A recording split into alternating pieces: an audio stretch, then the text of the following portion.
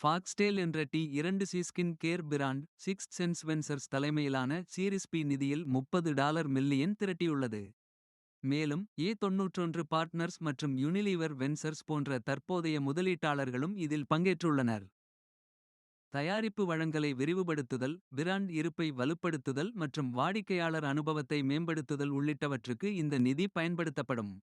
2020ஆம் ஆண்டு நிறுவப்பட்ட ஃபாக்ஸ்டேல் தனிப்பட்ட சருமத் தேவைகளின் அடிப்படையில் தனிப்பயனாக்கப்பட்ட ஸ்கின் கேர் தீர்வுகளை வழங்குகிறது.